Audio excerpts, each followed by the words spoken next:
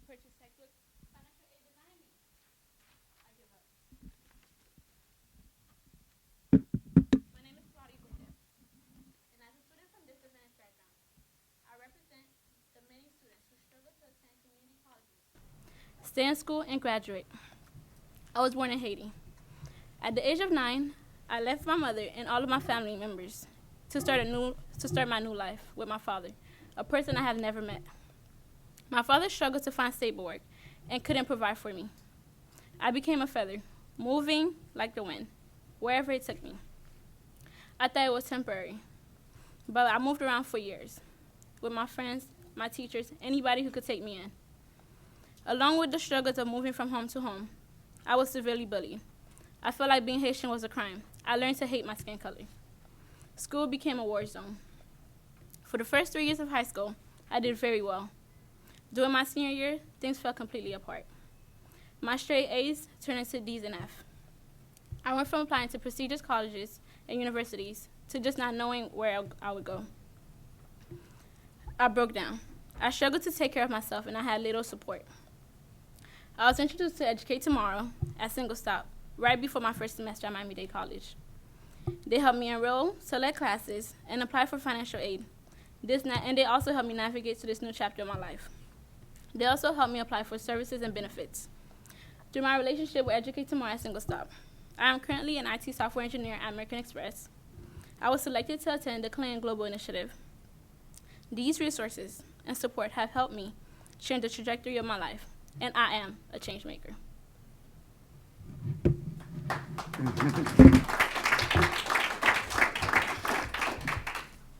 So as was mentioned, my name is Josh Young, and I was in the Peace Corps, and I got an MSW, and I never expected to spend 20 years, the last 20 years, working in higher education in America.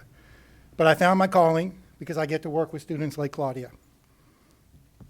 Community colleges enroll almost half of all undergraduate students in the United States. We provide a gateway to post-secondary education to millions of underrepresented, minority, low-income, under-prepared students. And also many of them are first time in college. We do a very good job of getting students in the door. But the challenge is keeping them in school and helping them graduate. It's a crisis in community colleges all over this country. We're losing huge numbers of students, like Claudia. Nationally, 2/3 of students in community colleges have to take developmental education classes. They're arriving at college underprepared. And after 8 years, only 1 out of 4 of them even graduates. So retaining, graduating, workforce preparation are top priorities for Miami-Dade College and for all community colleges in this country. Students need support. What are we going to do? We think peer mentoring is a powerful strategy. The Gates Foundation says that the most underutilized resource on college campuses are other students. We have 8 million students in community colleges. Imagine if we mobilize them as peer mentors to help their fellow students. Our program is based on the Campus Compact peer mentoring Connect to Complete model that provides mentors and engages students in service learning. So our program will recruit disadvantaged community college students, similar to Claudia, who are on track for success, place them as peer mentors with other disadvantaged students to increase retention, persistence, graduation, and civic skills. So the student population we intend to focus on, there are many, but we intend to focus on both students who are serving and those being served, are students who were formerly in the foster care system.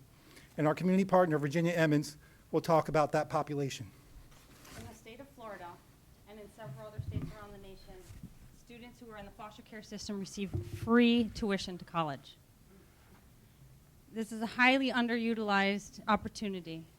In fact, when we found out about this law in 2003, 7 students in the entire state of Florida were utilizing the waiver. This year, it was 2,500, just this semester alone. So we know right now in the nation that there's over 400,000 students in the nation's foster care system. That's nearly 500,000, at which rate 45,000 are aging out every single year. And you know what's happening to them?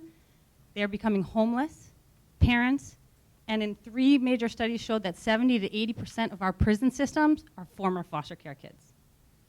So if we can catch them early, if we can catch them when they're in high school through City Year, if we can catch them when they're in college through Changemaker Core, we can completely and at least take a good swing at decreasing the cradle to prison pipeline. Right now, across the nation, only 1% of that 400,000 are graduating from college. In Miami, we've been able to close that gap to show 45%, which is higher than any national average. But we need help.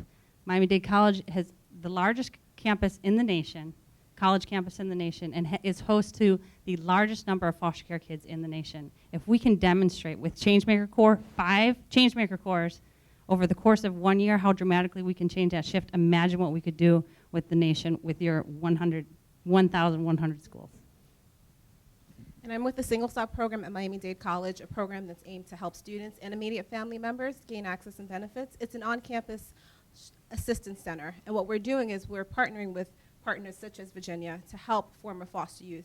Not only are we assisting our students by providing them with programs and services, we want them to pay it forward. We work with students like Claudia every day, so we're helping them by helping them gain internship experience, helping them gain additional support, but not only that, we're asking them to pay it forward by providing us with assistance in the community and on campus. Claudia, would you talk about what a Changemaker Core member does? So right here is basically a display of what exactly is a Changemaker Core and what are we doing as a Changemaker. Attend many professional development seminars, serve under the supervision of these staff, and basically we'll be going out to the community and doing service learning models and projects and engaging the youth, the community, and more. You want to go? Can you do your final comment? No, go ahead. Just do your final comment, and then we'll go to the. So basically, the support I received at Miami-Dade College has changed my life, and now as a member, a Changemaker Core, I will be changing the life of others as well.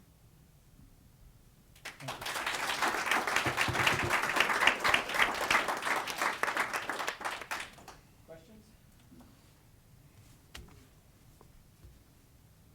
I may have missed the academic credit that would be attributed to this program, maybe something. Right, we have 2 classes that the Changemaker Core members will take. First is an IDS leadership seminar. It's a 3-credit course. They'll start as soon as we select the core members. They're going to take that course as a cohort, and it teaches literacy, civic literacy, community engagement, leadership, those kinds of things. And then students will also be enrolled during the course of the year in another 3-credit-hour course called the Psychology of Personal Effectiveness, which focuses on how to be effective in your work relations, interpersonal relations, and in the workforce. So a total of 6 credit hours. 6 credit hours. Is it a 20-hour-a-week program? Yes. You wanna- So will they get credit for the service, or is the credit just for the classes that they're taking? Well, the classes This will is be as part service of- learning models, so okay. they will be getting some credit as part of the class. Got it. Right. Great. So the first year, 5 students. Year 2, 10. Year 3, 15. And in 4 years, our goal would be to at 20 students. And we calculate that would cost about $130,000.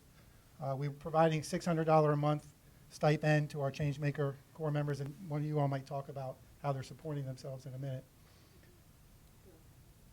Right now, if you're in a situation like Claudia, you are also eligible for 1, free tuition and financial aid Pell Grant, and you're also receiving up to about $1,000 a month in living stipends from the state government of Florida. But Claudia found herself in a unique situation because she wasn't properly documented within the state's foster care system. So this extra $600 for her would actually allow her to be able to take on an opportunity like this rather than having to work at a full-time job. So as far as scaling it, we want to start small, do a great job. And the reason that we think this is a true national model is, like I said earlier, hitching it to the power of peer mentoring. The challenge with peer mentoring is how do you incentivize the students? We know that it works. Those relationships, the service learning, the peers helping other peers. So this is a perfect model, I think, for service year to build on within the community college sector. And when we say peer-to-peer learning, I feel like I am Claudia's peer. We had a very similar background growing up. I'm not from Haiti, but I'm from Wisconsin. But I wanted to give back, and I served in the Peace Corps like Josh. And Peace Corps, that year, those 2 years of service gave me the tools and the confidence to be able to think that I could start my own nonprofit and change the world. And so Josh and I and our entire team knows how valuable 1 year of service can really change your life. And that's why we just love the flexibility of the service year model, because there's not this huge layers of bureaucracy that we have to go through, that we can just offer opportunities like this for young people who want to serve and who want to give back. And we know we have a great pool of students to choose from, and I think it could just really change the trajectory of this national epidemic that we're trying to fight against. And what's your plan to assess and track the outcomes of those individuals, both who have been mentored, navigating the system, and then those who are the peer mentors? Great question. One of our ways of tracking and measuring is through our IDS 1044 course, our leadership course, and also our psychology of personal effectiveness course. We're also going to be doing mentorship and leadership opportunities as well. And in addition, we know the number of foster care students in high school in Miami-Dade County. We know the percentage that go to college each year, so that's data we have. We know the numbers that stay in school and graduate. We know the numbers that gain employment. So we have a lot of areas where we can track very closely. And actually, through our Educate Tomorrow at Single Stop program, it's a 3-tiered model because it's admissions, getting in. So we're at the schools, working with the students and helping them get in. Access to college, access to higher education. So that's one of the ways that we're tracking. How are we providing the students foster care, independent living facilities? We're even going to some of the homeless shelters and talking to students and helping them get in. As you noticed when we had when we did the skit, these are some of the real challenges that our students face. I don't have any documents as it relates to financial aid. So having a program in place with the student who actually had to go through these challenges makes it more beneficial, more impactful. So how are we measuring it? Recruitment, access to education, enrollment. We're also retention. Once we're getting them in, we want to make sure that they're staying in. And we're also tracking that semester to semester retention rates and also yearly retention rates. And our final model is transition and graduation to upper division courses, because we do offer upper division courses, and or to universities, and also to transition into the workforce, such as what Claudia has done in the early phases of her college career, and we're really happy about that. And we know that the main reason why we're losing these 400,000 students is because there is no transition from one institution to the other. So Educate Tomorrow in the community acts as the liaison between the public school system, the community college, and a similar program like Single Stop at Florida International University. So we try to create the seamless transition and continue to track our youth well beyond they've even graduated. Our hope is job placement and independence. But if we need to track these kids, because if we don't track them, they're going to wind up in prison. You know, one thing that I've noticed working at community college, funding is tight at all in higher ed. Community colleges are at the bottom of the totem pole, and we really struggle. So for a program to be scalable and sustainable, it has to meet our own needs. And this is a program, when we proposed this to our president and our provost, they got really excited about it because, you know, we don't want to be selfish about it, but our students are the community. And helping Claudia is changing the world and changing our community, and that's what all community colleges have. That's why we're very excited about our idea. Because it's funding for all of us is tough. But if we can go to our president and say, look how this is benefiting our own students, we're confident we can get funding for that. Yeah, I was going to ask you, in the beginning you talked about the tuition benefit for foster.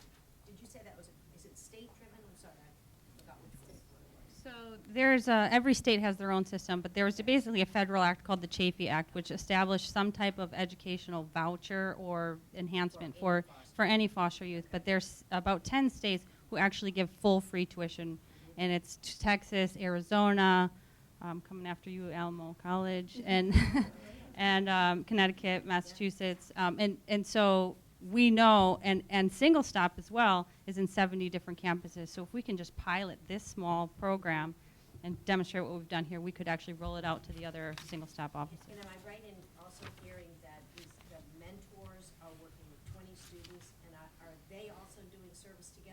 service is the mentors to the students.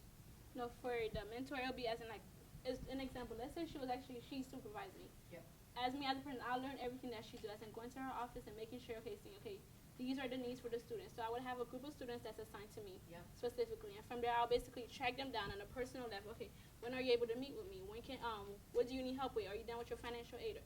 Did you get it processed? Are you registered for your classes? So step by step and keeping track of, because she's only one person. She cannot provide service to the 20 student at this campus because we're gonna have the program at the different campuses. And by having a student at every campus to help her out and assist her, and having a certain amount of students assigned to them, we're able to make an impact to more students and just help out. Claudia, can you talk about the Saturday service learning program, though? Yeah, so basically, aside from like the things that we would do we will also like go out in the community and just basically do different service projects and just become engaged. There's a lot of organization in Miami where you're just like, okay, we need help with something. Camilla's house, which is like basically it's like a homeless shelter. You're able to go there and volunteer. And even if you could actually host it at Miami-Dade College, often Miami-Dade College have events where you just bring the students and then we host everything, prepare us. So basically even to like have workshops, activities, professionalism, because I know that's one thing like before, like aside from learning it from like Educate Tomorrow, that's something I didn't know about, as in like how to be, of course, like we naturally think, okay, yeah, how to act in the workforce. So we need like basic skill. We need somebody to teach us, to tell us exactly how should your resume look? What does a professional resume look like? How to build your LinkedIn account? So basically different workshops and activities and going out in the community to provide to these students and to provide to different organizations will help out. Great, thank you. I'm sorry. Okay. So I just had a question, how do you arrive the 20, the number 20? Because if there are 20 hours a week and 20 students, give or take, per change maker, that's about an hour per student per week. Is that, do you think that's sufficient or not? So for that, it's like as in saying 20 hours a week, because when, like, take for example myself, I wake up at 5 o'clock in the morning, I go to American Express, I'm taking classes, online classes, Saturday classes, and I also have to go up, I have part-time jobs to take care of myself. With the 20 hours a week, I'm able to devote it to the students, like, based on their personal schedule, because every student, honestly, they have so much going on that they have to, like, basically balance it, and then often we try to meet with them. They're just like, oh, I don't have this time, or I'll pass by your office. And so by having, like, a certain amount, like, say, 20 hours a week, let's say it's 5 hours a Monday, 5 hours on Tuesday. So basically meeting with the student individually and say, okay, when are you available? When can you come in? So having a certain hour, let's say it only takes about, like most students, they'll stay in the office for about like 1 hour or 2, and they'll tell you their needs, and they're like, okay, I have to go somewhere, I have to go to work, I'm sorry, I have to go to class. So having like 20 hours a week is good enough because they actually just give you the time for the student, to meet the student's needs, as well as giving them what they need as well. And I just wanted to add that we have a college coach. So when Claudia mentioned mentorship, we have a college coach who's doing it right now, and we partnered with Educate Tomorrow about 1.5 years ago, and to date we've served over 300 students. Now when I say serve students, a caseload of 20, sometimes there are different touch points. If I'm sending a student an email, for example, Claudia told me a couple weeks ago, I received the scholarship, and I said, well, when did I send you the scholarship information? The college coach was able to send Claudia the scholarship information, and that was a way that we're able to serve our students. Register now. Do you need any assistance? So in terms of service and helping our students, there are different touch points via technology. Sometimes we'll do something generic, social media, face-to-face, but there are different touch points as to how we're reaching and connecting with our students. And the number of students who need peer mentoring is almost unlimited. We have 170,000 students at Miami-Dade College. We've decided to focus on our youth who were formerly in the foster care system. But our students who are studying English, only 1 out of 10 end up graduating from college. They need peer mentoring. Students who are in developmental ed need peer mentoring. So we need 150 of Claudia's, or we probably need 10,000. So the sky's the limit. I have a question about Changemaker course. So is this an existing program that belongs to these 3 organizations together, or is this something you're creating specifically for this challenge? And if that's the case, maybe you can talk about the underlying organizational support beyond community college. So I'll talk about the first part, and you can talk about the second part. Educate Tomorrow at Single Stop is a program for former foster youth and youth who are transitioning out of foster care and homeless youth. So we have a college coach. Her name is Wendy. So she serves our students college-wide. The program's been great. We've served over 300 students. But Wendy's only one person, and we have some AmeriCorps Vista volunteers. We've partnered with one of our other organizations where some of our public allies are there as well, and different volunteers. So it's great. It's working. But we understand in order for us to make it more effective and actually have more of an impact, we're going to need more assistance. And I think Josh is going to touch Yeah, upon. I think we're out of time. All right. So we've learned about Ashoka recently, and we love the idea of everyone a change maker world. That's what we want to create at Miami-Dade College. We want Claudia to see herself as a change maker. And we know to be a change leader, a social entrepreneur, you need to have empathy, teamwork, leadership, and be a problem solver. So that's partly where this term comes from, because that's what we want to help create through our program. And our change makers would serve as junior college coaches / peer mentors. It's a new program. Okay, great. Thank you so much.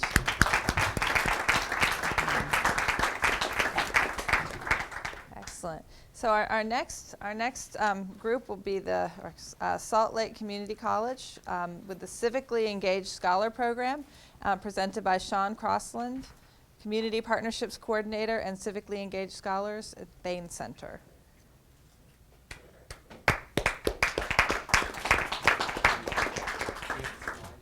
Nope, no slides. All right, how's this sound? Good? Okay. So I'd like to start by telling you about a student of which I'm particularly proud of. So in the past 2 years, she served as a mentor in our Civically Engaged Scholars program, our Student Leaders in Civic Engagement program. She was a volunteer coordinator for our Social Work Association. She was special assistant to the Thane Center. She was an America Reads tutor, and she served an internship at a high-profile nonprofit that lobbies for policy change around poverty issues. In those same 2 years, she had a child. Her husband lost his job. A family member passed away. A family member passed away, and she worked most nights as a server to make ends meet. So I don't tell you this as a plead for pity or anything like that. The last thing Katie would want is your sympathy. All Katie wants is a chance to be a successful social work student. So I continue to ask myself, what can we as an institution do to help offset some of these life burdens that most of our students have?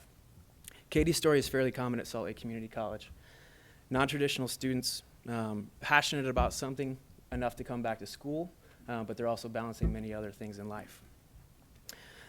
So the Civically Engaged Scholars Program requires that students complete anywhere from 150 to 300 hours of service. They take 1 to 3 service learning classes. They attend trainings and workshops around nonprofit and community organizing best practices. They attend cohort meetings, and they take a course, CLPS 2100. This stands for Career Leadership and Personal Success. So there's 4 main points covered in this class: social justice, social awareness, leadership philosophy, and becoming a change agent. I'm a little bit biased because I teach the class, but I think it does a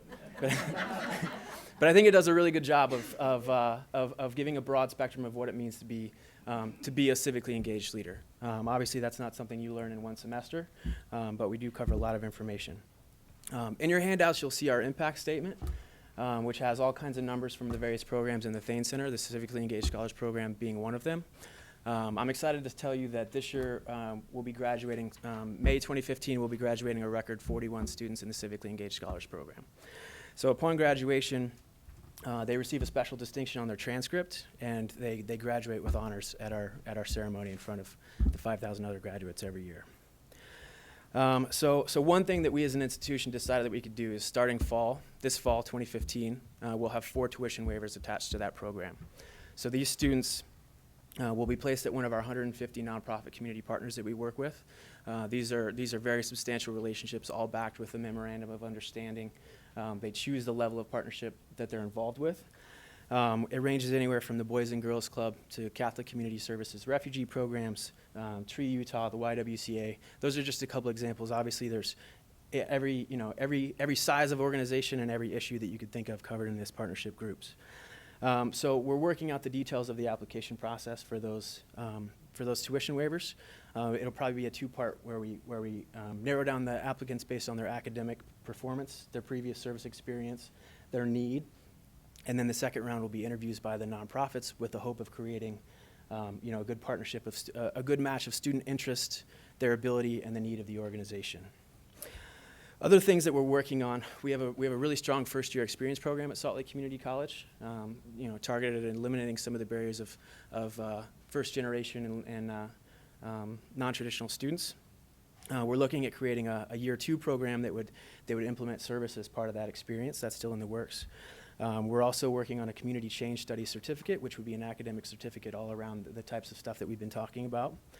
And then finally, we're creating a Thane Binion Fellowship partnership, which is with the University of Utah. So a student would, an exceptional student at the Thane Center would then go to the University of Utah on a full ride for the first year to transition. So lastly, I don't want to forget to tell you about how I would like to spend your money.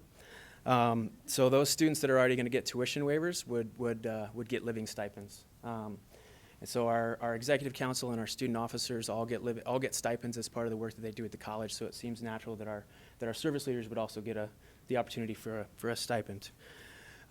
So some of the kickback that we get in this is that volunteer work should be volunteer and they shouldn't get paid, and those struggles of college life that people often have are valuable and they create character and all of these things, and I won't disagree with that. The point that we're trying to make is not a path of least resistance for students. It's to show them that the most rewarding path is in fact one that contributes to a greater good in the community. So I would welcome any questions that you all have.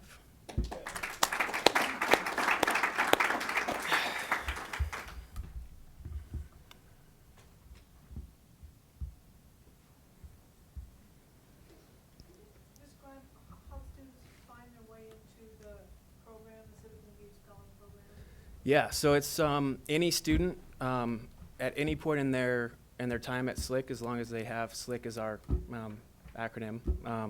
As long as they have, there was a while that we tried to do away with it because it seemed slick, but we gave up on that. It's just too easy. So at any point, as long as they have 3 semesters left, they can enroll in the program.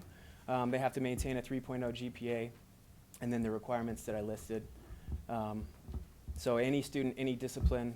Right now, there's 109 students in the program. 41 of those will be graduating this spring. But is it required in any of the degree programs that you offer? Not yet. So that one of the things that I'm sorry. Yes, actually. So our occupational therapy assistant program. Every student in that program graduates as a civically engaged scholar. So one of the other things that we do as a department is work with the academic departments. So we're in conversations with the nursing department, with the English department, with the social work department to create pathways within those programs that students can complete all the requirements in the scholars program.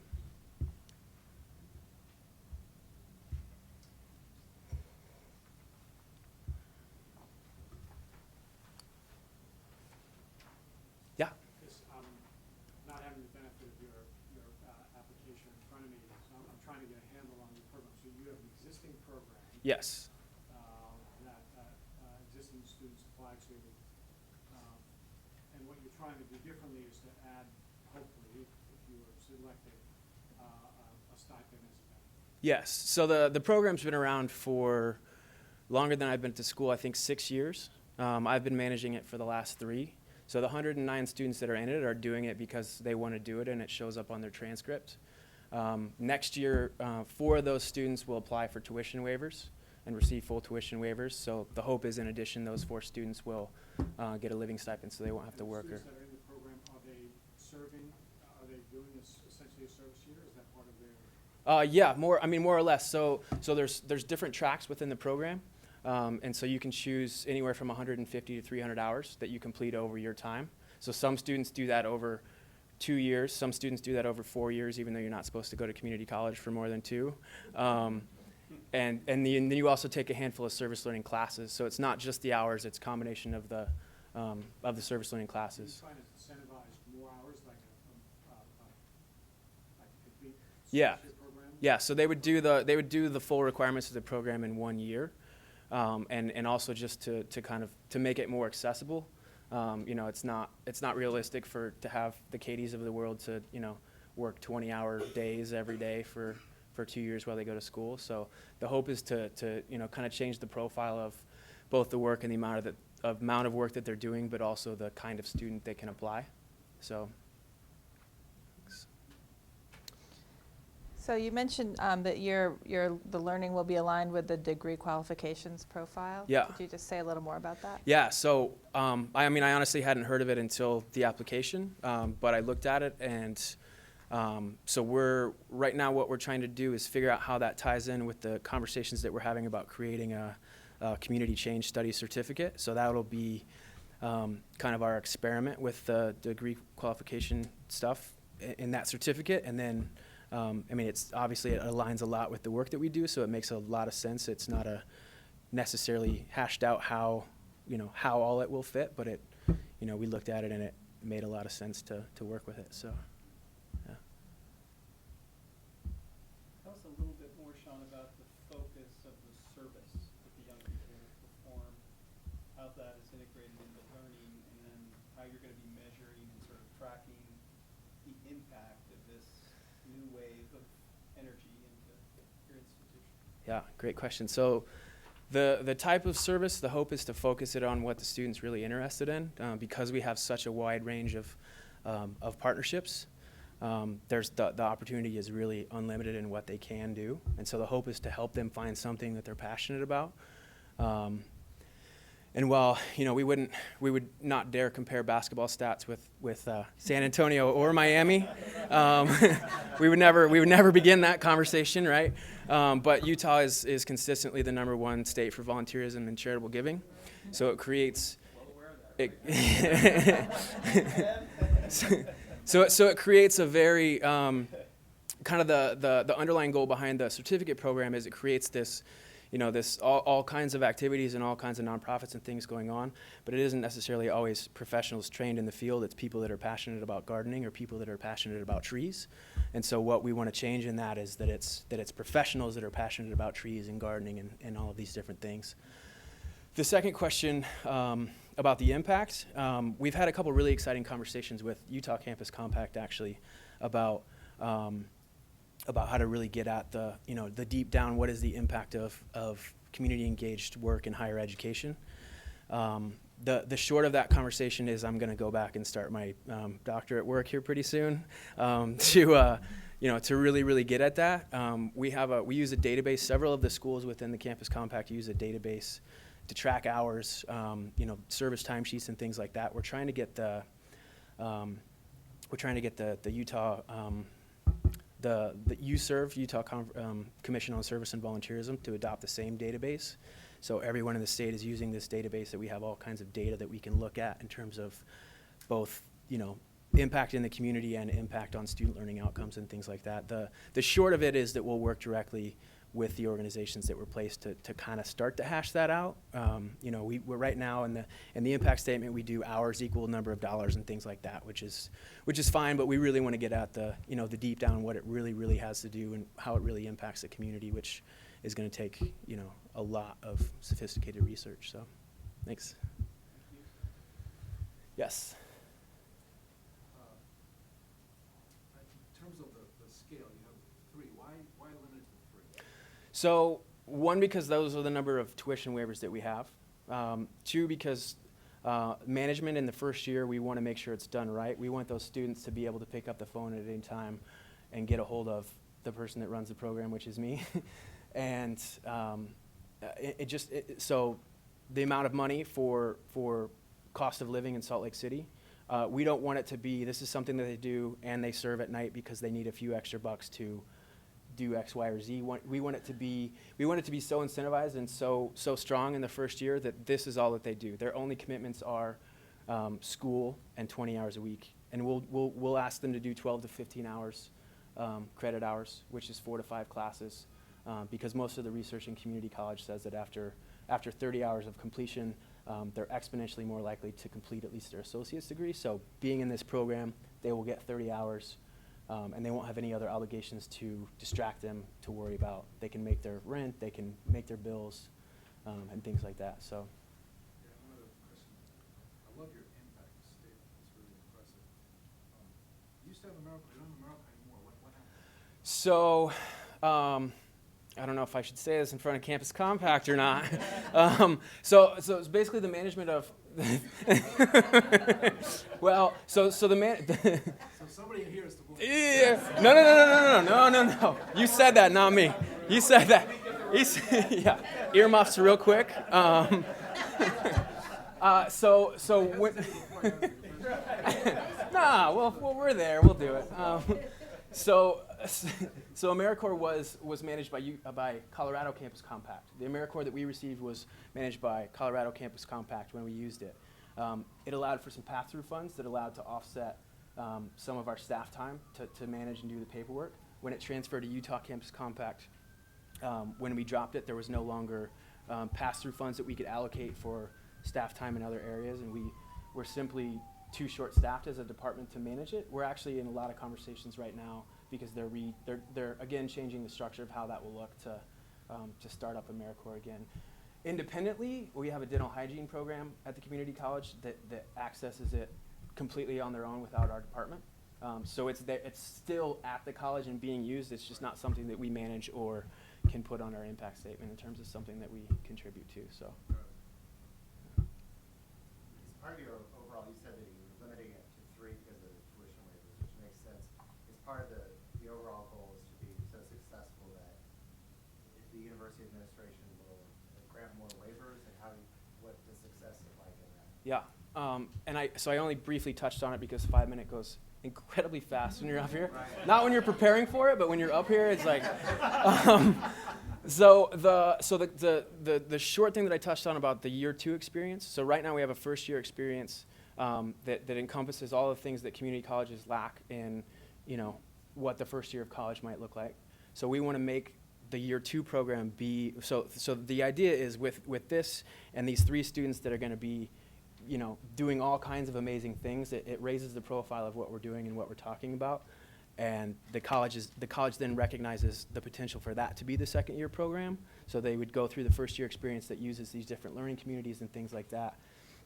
The first year there won't be any connection because there's just too much logistics to figure out and all of that, but I've already had a really good conversation with the new special assistant to the president about what the second year experience should look like, and it's hands down it should look like service. So it's just really honestly a matter of figuring out the details. And so this, not to say that I don't want your money, because obviously I wouldn't be here, but with or without that, what we're doing with those tuition waivers, hopefully will create the structure for what the year 2 program looks like around service. So Sean, you mentioned Utah leading the nation. Briefly, yeah, I touched on it. So tell us a little bit more about your vision for how Salt Lake Community College can connect to that wave of interest in a way that's beyond just the institution. Yeah, that's a really, really good question. The hope is one, to recognize, right, we all talk about creating engaged citizens and what that means and what it looks like, but that's happening with or without higher ed. A lot of it is a result of the Church of Jesus Christ of Latter-day Saints and what they do and their culture of giving and their culture of volunteerism and things like that. But it is a culture that is inundated in Utah, whether or not you are a member of the church. It's just part of the culture there. And excuse me.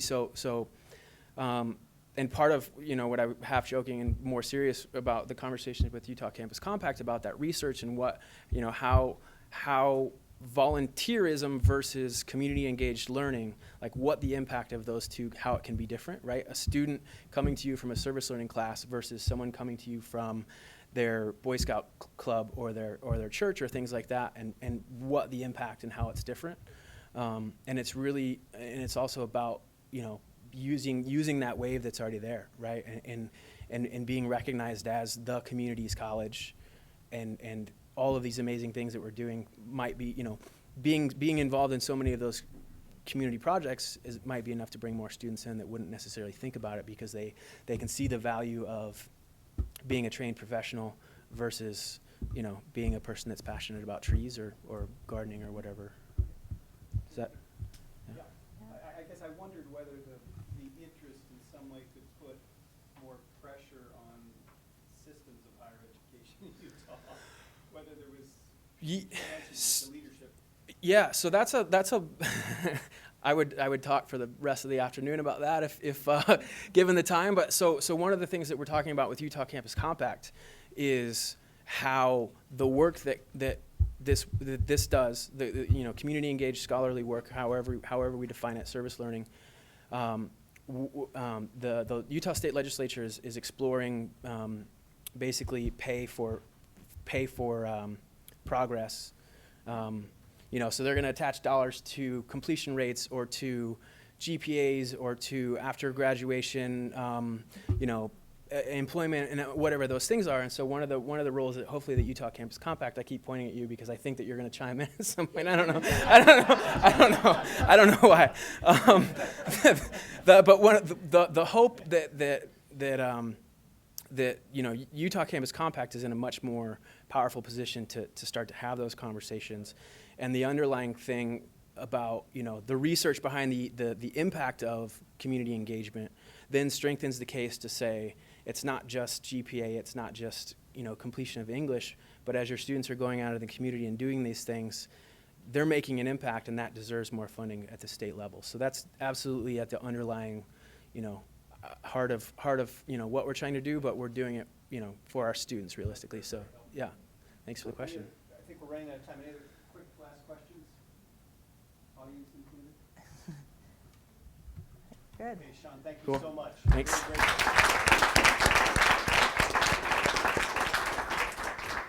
We're going to take a quick break.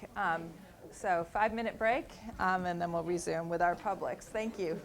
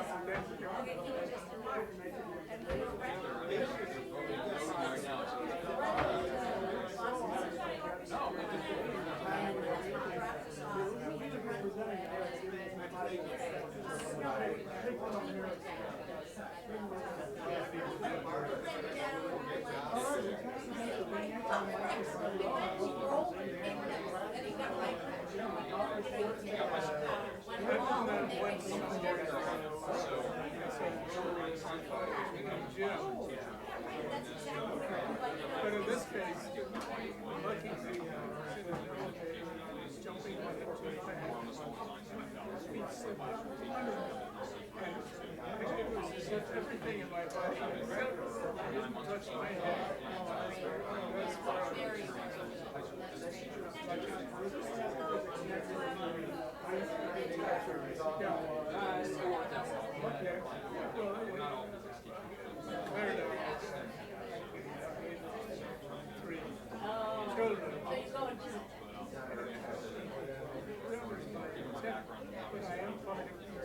for a person across the street. So when I die, they get it automatic.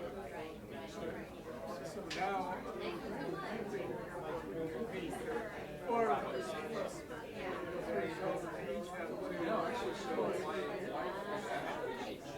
My daughter, my sister, is out in Cleveland. Have the same number, except hers are older. In any case, two graduated, one's from the other's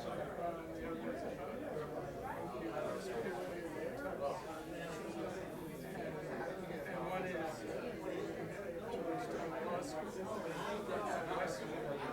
So I've got three people, girlfriends and friends, that, just like we did, parents had a big challenge.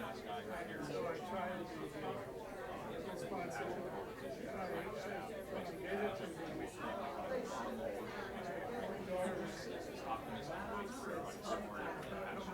Older son said, you'll always have first priority. So I said, it sounds to me like King Lear. He was very angry at the time. But it turns out it's just exactly like one you was delighted to have me and my friend on both with me. As long as the two boys are like I was, and my wife we could get to Fire Island house without our Please take your seats. Come on in. We don't want to get too far behind. Please take your seats. There are special treats available for those of you who take your seats. Oh, gosh. I'm going to take my seat and call you. Yeah. You're going to all call me on that one, I think. So, would you like the last water? thank you for being so cooperative. We're going to move to the public college presentations, but before we do, a little reminder about, guess what? Audience choice. So if you have, now one thing, if you don't have the audience choice form, they're actually back out here on the table. Please get one. And at the end of all the presentations, Kate or Mac will collect your audience choice forms. And of course, judges don't do audience choice, and participants do not do audience choice. And we trust you, but the rest of you as audience participants, please do make choice. So our next presentation, as we move into the public category, is San Jose State College, the Restore Coyote Creek project. Michael Fallon is the director of the Center for Community Learning and Leadership, and Deborah Kramer is the manager of the Restore Coyote Creek project. Please welcome them. Gracious hosts, honorable judges, colleagues in the field, we are very honored to be here today. If I may add to my introductions, because I feel it's connected to the educational aspects of our project, I have just retired after teaching at San Jose State University for 12 years as a sociology instructor, notably a career capstone course on which my portfolio, college learning portfolio, was based on the degree qualifications profile. We at San Jose State were fortunate to have been educated on the Lumina Foundation's DQP in 2012. So San Jose State University, again, is honored to be here and is proud to present our Restore Coyote Creek project as a vision of our service year member. Drought, oil crisis, air pollution. Growing up in California, these were resources that I became very aware of. So I think globally and I act locally. I'm a first-generation American to attend the university, and I grew up in San Jose, which is the home of the real Shark Tank, San Jose Sharks. My name's Deb Kramer. At San Jose State, I'm majoring in environmental studies, and my favorite class is the global climate change course. From there, I learned about Coyote Creek from my professors, and I took a field trip out to see firsthand what was going on at the creek. I got a little summary that I wrote, and I got some extra credit, which is always great. In December of 2014, I heard that the jungle was closing. Some of you may have heard about it. We had a local newspaper, CNN, I think, and some other organizations, news outlets, said the jungle is closing. Some of you may have heard about it. There were over 200 people who were living along Coyote Creek in this area. It was the largest homeless encampment in this nation. I felt compassion for the homeless, but I also saw the impact. There was a lot of pollution on this poor creek. So I thought, the creek needs my help. So, first of all, I attended several creek cleanups where we removed trash. I know that it sounds very glamorous, but it's the first step in restoration. I met lots of people from all age groups and backgrounds. And eventually, I became a member of the action crew. You can see me there in the middle. And as part of the action crew, we helped to set up and tear down at the end of our events. And I eventually became a team leader. And as a team leader, I was able to take out 25 volunteers and provide them with safety while they were out in the field and direction on what and where to pick up, especially like, watch out for poison oak. Our results were pretty staggering. We had 10 cleanups. We had over 1,000 people come out, and we removed 29 tons of trash. Just to help you visualize, that's like 29 Fiat 500s. So that's a lot of trash that we removed. And there I was able to see that the lessons that I was learning in my schoolwork really came to life as part of the curriculum that I was experiencing. But I thought, what else could I do? I saw this great job posting, and it said, hey, become a Coyote Creek Service Year member. So I applied, and I got the job. It was really great. I met all these friends. We had 5 students that were part of our team. One was actually a veteran who served a tour in Afghanistan. There was also a Vietnamese student who was studying biology, and she was from San Jose, just like me. We covered a diverse set of fields that we were studying, but we all just clicked. How do we spend our year? So we worked on community outreach projects. First of all, from the Keep Coyote Creek Beautiful group, we learned how to host creek cleanups. And we also learned a lot about what this creek's issues are. We also partnered with Downtown Streets Team, which is a homeless work-first organization, and they helped us to co-host cleanups. So our volunteers got to meet them. And we also worked with San Jose Sustainable 3D to develop field trips, which not only covered community issues, but we discussed wildlife issues, including the impact of the drought that we are having, and our endangered fish and birds. We also had a high school project that started with one high school to adopt a creek. We conducted periodic creek cleanups and worked on some curriculum with the faculty there. And eventually, this worked so well that we took the format to a few additional high schools that are along Coyote Creek. Finally, we got to work on the Coyote Creek Howl. We were on the steering committee, which allowed us to get a lot of leadership experience working with some of the other faculty and community groups that were involved. We even got to organize the community engagement session because we had met so many people while we were out there. Again, we got to meet some incredible people who really wanted to help this creek. And this all happened because of this internship. So So what did I get out of it? Well, of course, recognition. We got the City of San Jose's Green Hero Award. We also received from the Provost a Service Learning and Community Engagement Award. And I got quite a few recommendations for my LinkedIn profile, which, as has been mentioned, is very valuable. So after this experience, I figured, well, I should look into a career as an environmental science high school teacher. It was a great experience. I want to let you know that what I did in my community involving Coyote Creek really did make a difference. It mattered. Thank you, Deb.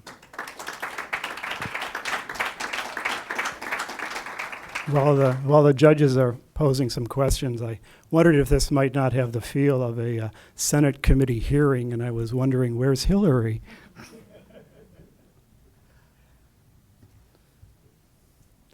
Maybe I can anticipate a question and add to San Jose State's credentials in terms of national service. When I came to the university in 2002, we had a VISTA program that helped us to establish Project Shine. It was created by Temple University, students helping the naturalization of elders. I'm happy that the CSU was able to have a program for VISTAs in STEM service learning, so this will be our second year with the STEM service learning VISTAs.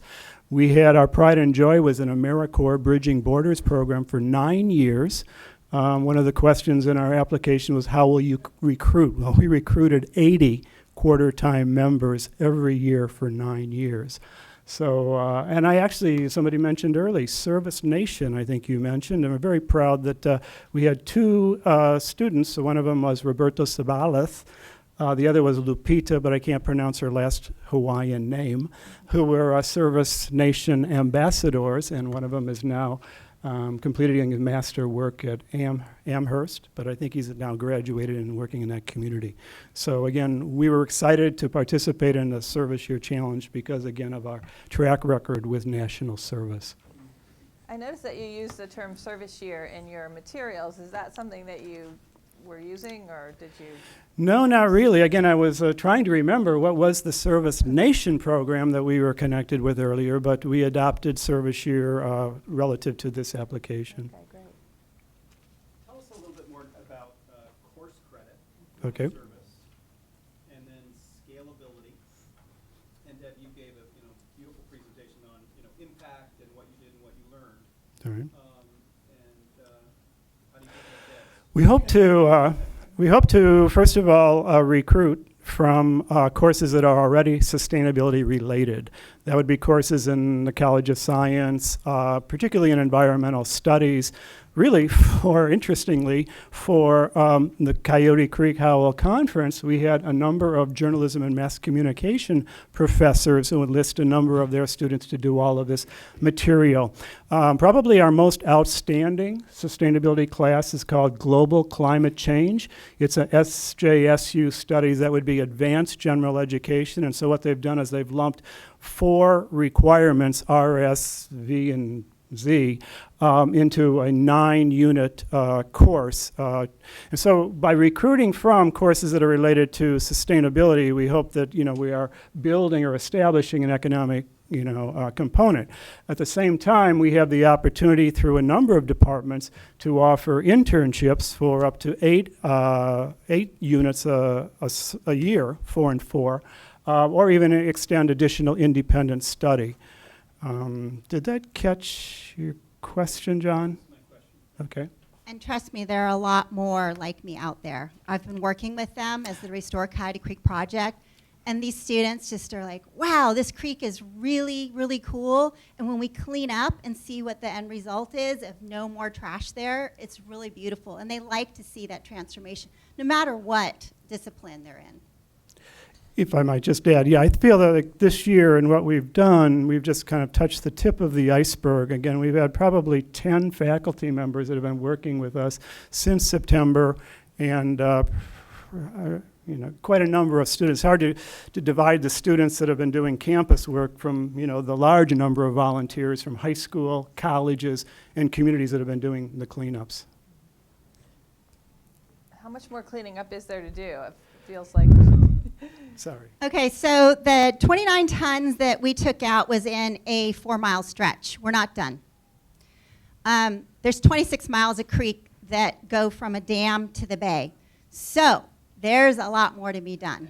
This creek is just one of the 3 major creeks that are in the area. So talking to sustainability, we definitely can take this model to other high schools and other colleges like Santa Clara College.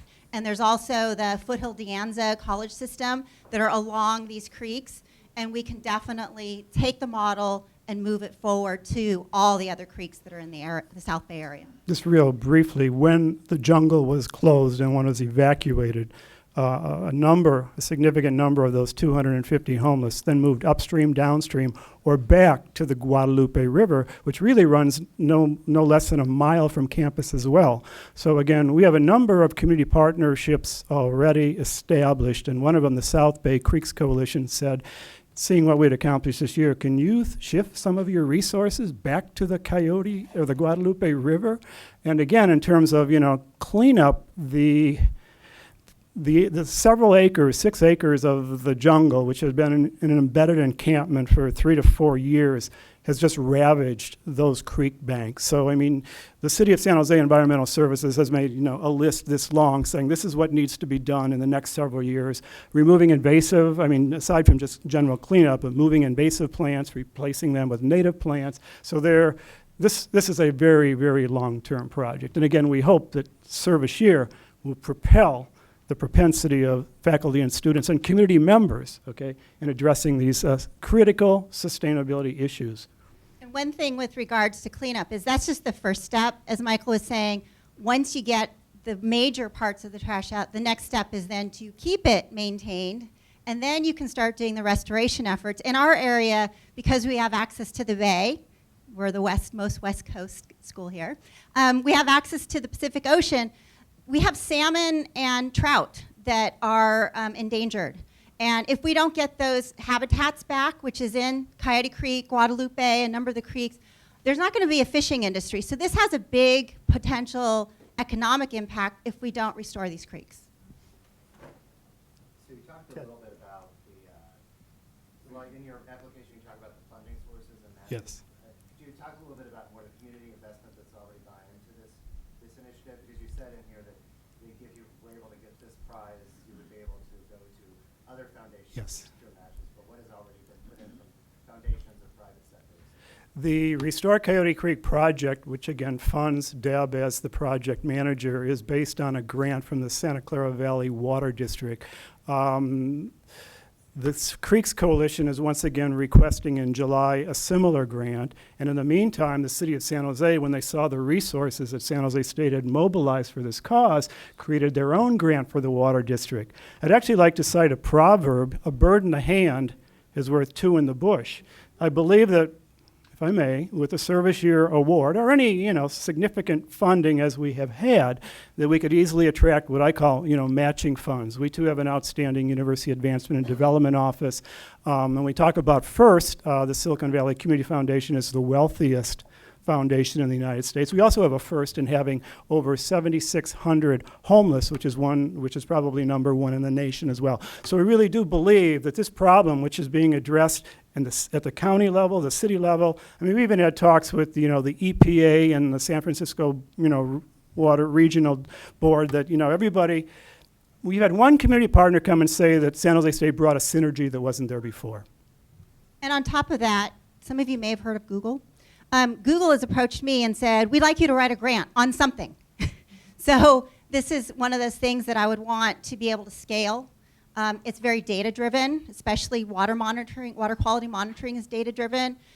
So they are all over this and want to do something like this. I've been talking with Downtown Streets team and the San Jose Conservation Corps about us starting with Google on getting just a trailer for our tools. So that might be our foot in the door to a lot bigger funding. Yes, Holly? Have you thought about expanding the program so that you would have interns who are actually working with the community on the homeless issue in addition to cleanup? Yes, the Water District and the city offer, pretty much every semester opportunities for interns to work with them, and we anticipate that some of them will then, step into that capacity and in a sense become additional members of our service year team. With regards to the homeless organizations, the one that I mentioned, Downtown Streets Team, is a work first program, but there are also home first programs. And there are students in different disciplines who have been getting involved with those organizations. In terms of the grant, the award money, we really do feel that by building relationships with community groups first, will then give more awareness to our volunteers, and our volunteers will then want to get more involved with these homeless organizations. Did we answer all of your question, Holly? All right.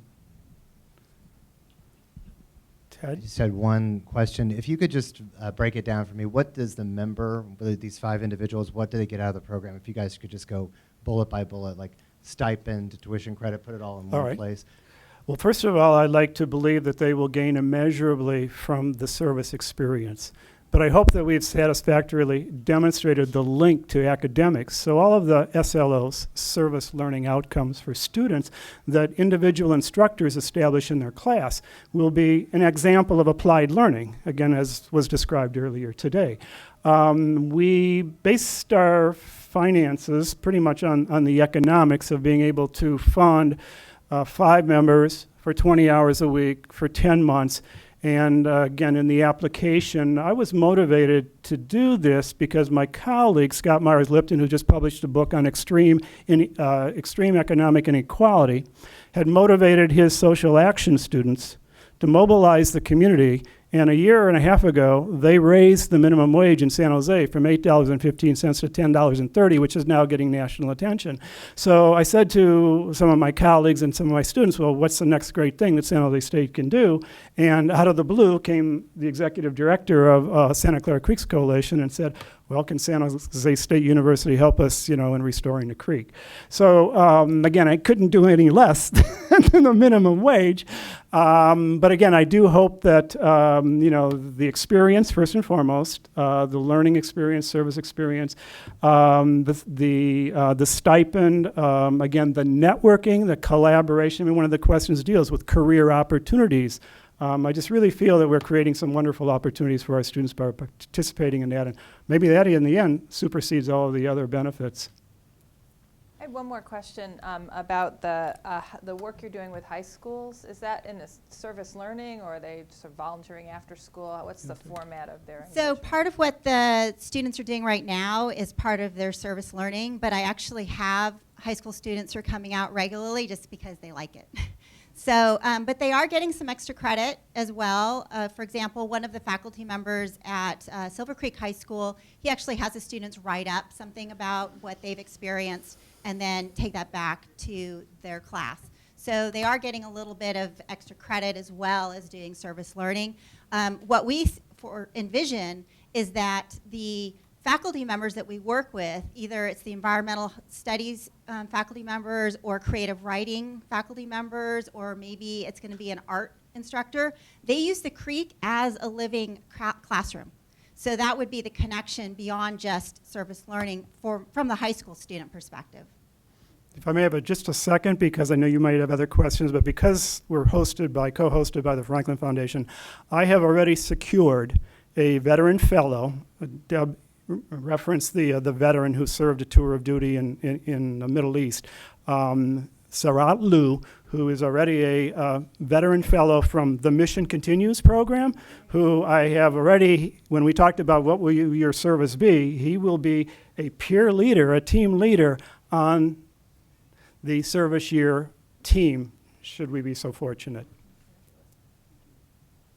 I actually think we're about out of time, so unless somebody has a burning question, I think we should thank our team here. Thank you very much, all of you, and good luck to all of us. I got this one. So our next group is from the University of Kentucky to talk about the Kentucky Scholar Intern Program. Todd I'll mispronounce this, Stoltzfus, Program Director, Social Enterprise and Innovation Certified Nonprofit Professional Program, and Jacob Ewing, current University of Kentucky student. All right.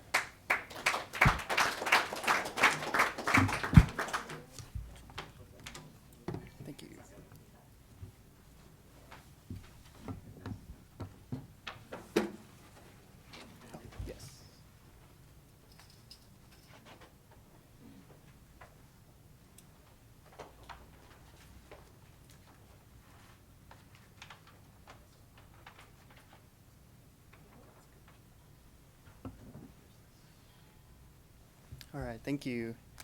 As mentioned, my name is Jacob Ewing, and I am an undergraduate student at the University of Kentucky. And today, to start off, I'd love to ask our audience a question. So when I say Kentucky, what are some things that may come to your mind? What do you associate with Kentucky? Horses. Kentucky Derby is coming up. Basketball, yes. Bourbon, we are the world's largest producer. Awesome. Well, obviously, there are many things that you may associate with Kentucky. But there are many things that I love about my Commonwealth. I love the spirit of Kentucky basketball, especially during the NCAA tournament. Yes, we are still mourning our 38-1 record. We're making it through, though. I do love the University of Kentucky and how diverse it is, and the fact that each day we move closer to a fully inclusive campus. And I also love the Southern hospitality and the spirit of generosity that I get to experience each and every single day. But what would make Kentucky an even better Commonwealth? Addressing an issue that has persisted far too long, poverty. Kentucky is the 6th poorest state in the United States, and 5 out of the 10 poorest counties in this country are located in eastern Kentucky. Recently, the Appalachian Regional Commission designated 37 counties as economically distressed, according to population growth, education, and the unemployment rate. So how can students be a part of a solution to a problem that seems so rooted in our bluegrass? Imagine a program that would place the Commonwealth's best and brightest students in nonprofit organizations and government agencies across the most impoverished areas of our state. This is our vision, the Kentucky Scholar Interns, an innovative new program that will leave a lasting impact on the Commonwealth. Now, through the KSI program, juniors and seniors with a 3.7 or higher GPA from academically diverse backgrounds would be recruited to apply and undergo a rigorous interview process. The University of Kentucky intends to nominate 5 students in fall of 2015 for eventual placement in spring 2016, and they would serve an 11-month internship. Now, although we seek to initiate this program, our goal is to offer this opportunity to colleges and universities across our Commonwealth. The University of Pikeville and Eastern Kentucky University draw heavily from the areas in which the KSIs would serve, and we believe that this gives them an opportunity to give back to the communities that have truly impacted them. Now, our vision is to plug students into the existing structures, initiatives, and organizations like the Kentucky Innovation Network, SOAR, Shaping Our Appalachian Region, among others, to build capacity in these regions. And the program's benefits are abundant. Not only will students give back to their community and these poorest counties will be positively affected, but students will be immersed in transformative and experiential learning. It really does capitalize on the passion, innovation, and knowledge of Kentucky's student leaders.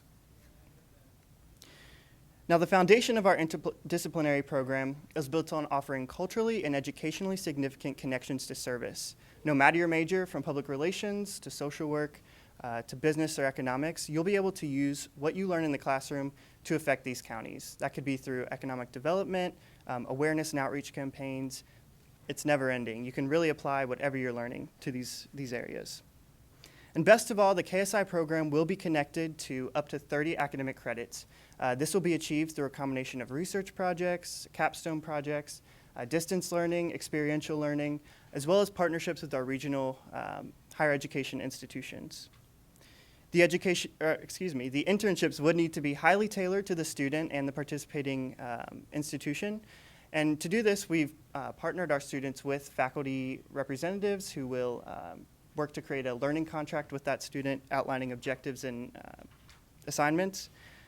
Our interns will also complete a capstone project where they'll demonstrate their impact directly or indirectly. And interns will work with the hosting agency or organization to develop an impact analysis plan, and they will quantify their intern and program influence. We want to make sure that this program is available to all of our Kentucky students, not to just those who may have a scholarship or are economically advantaged. And because of this, we're proposing that students would receive a full tuition scholarship from their higher education institution, as well as a subsistence stipend from the agency or organization with which they intern. Now, this is an investment in Kentucky's leaders, but we truly believe that it's an investment worth making. With the Service Year and Higher Ed Innovation Challenge, this provides the students an opportunity to engage their communities and to leave a lasting impact on our Commonwealth. In spring 2016, we intend to nominate 5 UK students, but our vision for this program is to see tens and hundreds of students giving back to the Commonwealth through the KSI program. And using Kentucky as a test case, we truly believe that this could be replicated across the United States in all 50 states in order to move us closer to our goal of service as a cultural expectation. This program provides an impetus to bring service and education together in transformative and meaningful ways. And with your help, I believe that the Kentucky Scholar Interns Program will be part of the solution to ending poverty in Kentucky. Thank you.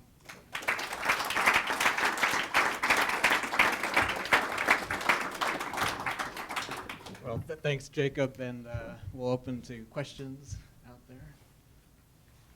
So your application has an extraordinary list of universities and colleges in Kentucky. Yes. That you think could benefit from this Kentucky Intern College Program. Have you had conversations with these institutions? What's sort of the state of play with respect to the system that you envision? And then not the other states. Let's not go there yet. Please. I like them all turning blue, Brent. We like them all, exactly.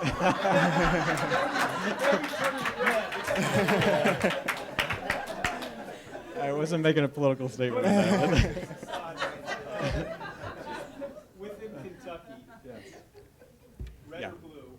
Yes. Tell us a little bit more about the institutional outreach. Okay, so we're just getting started on this. So I know a lot of other universities out there have gone a lot further than we have, but I've started the conversation, and we've had conversations with the University of Pikeville, who's very interested in it. They're based in the region, and we also will be meeting with the Kentucky Campus Compact.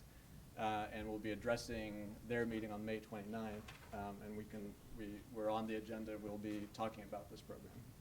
So the initial indications, at least from Pikeville, they were interested. They want to be a part of it. We want this to be more than just University of Kentucky, right? We don't want this to be a University of Kentucky KSI program. We want this to be the Kentucky Commonwealth KSI program, so that we have a lot broader impact, and we're meeting the needs of the students and the communities in Eastern Kentucky. I have a question about, so interesting choice to make it a scholar program. Okay. Such a high GPA cutoff. Talk to us a little bit about it. Okay, so we discussed, what kind of credentials or, level or cutoff that we need to start this off. So I'm part of the Certified Nonprofit Professional Program, and we just got that started at the University of Kentucky just recently. And when I was out talking to the nonprofits, they like interns, right? But they're nervous about, at that level, how much they can actually do for the organization, how much hand-holding they do. So, in my mind, we need to create the brand, right? We need to create a strong, first class, first few years of students going out there, making an impact, who are, who are strong academically, and can work in these communities. Because this is not, University of Kentucky is not in Appalachia. I mean, we're 2 hours away. So these students have to be very independent. And the faculty members who are working with them have to have that kind of confidence in them to do the job, right, and to work independently. So I think they have to have a certain level, 3.7 or, could be 3.5 or, So then once you get something like this established, and this is hard, right, in a big university. I mean, the University of Kentucky has all kinds of different rules governing, academic credits and even at University of Kentucky, there's no set rule about how much you can do experiential learning in terms of credits. So we have to make sure that this works and we're successful, going forward. And then you can start thinking about, once you got the universities on board, once we're successful, then you can, I think, move and try to recruit, other students, who may not, who have that attitude and want to give back, but may not have the academic credentials to do that.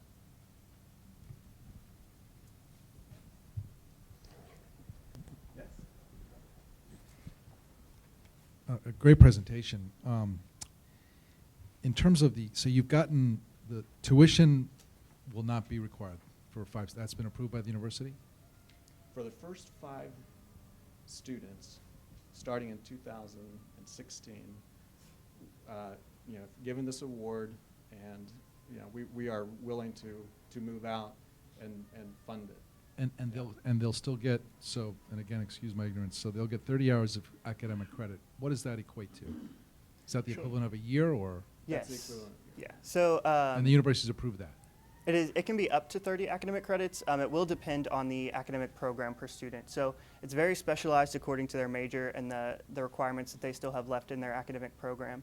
I know personally I work with the communication department at UK, and they are very supportive of experiential learning and internships. I'm currently enrolled in an internship credit course that can be up to 6 hours, I believe. So I'm in a 30-hour program right now. So it would need to be specialized and tailored, but 24 to 30 academic credits would be a full-time student, and that would cover their tuition through the stipend from Transformative Learning. So. And in terms of the stipend, which you're looking to the partner organizations to provide, have you talked to the organizations? Are they willing to provide that stipend?